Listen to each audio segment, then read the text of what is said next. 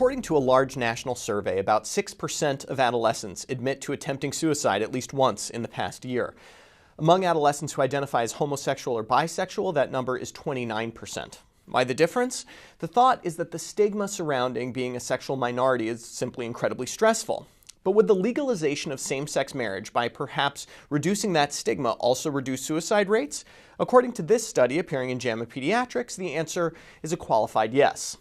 The authors used data from a national survey called the Youth Risk Behavior Surveillance System, including responses from around 750,000 adolescents. They found that self-reported suicide attempts decreased by around 0.6% after the introduction of same-sex marriage laws in states that had them, compared to essentially flat rates in other states.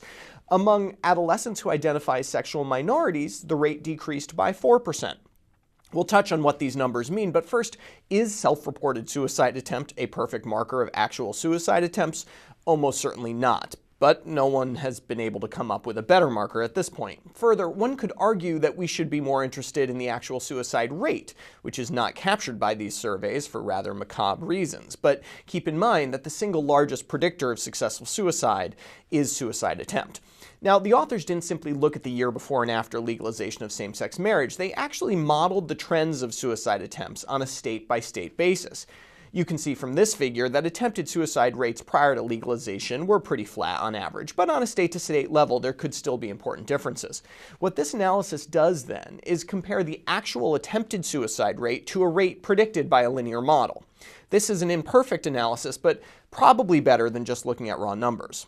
I also want to mention their sort of cute sensitivity analysis, wherein they looked at the rate of change in self-reported carrot consumption before and after same-sex marriage legalization. That the carrot consumption rate was stable implies, I guess, that overall healthful behaviors hadn't been affected that much. Now, do these small effects matter? Well, the authors calculate that these reductions would correspond to 134,000 fewer adolescent suicide attempts every year. Now, the cynics might be asking why we should care. After all, marriage equality is now the law of the land.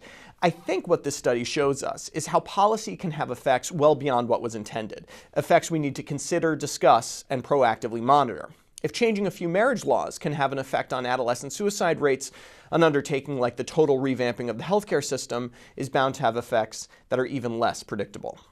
For MedPage Today, I'm Perry Wilson.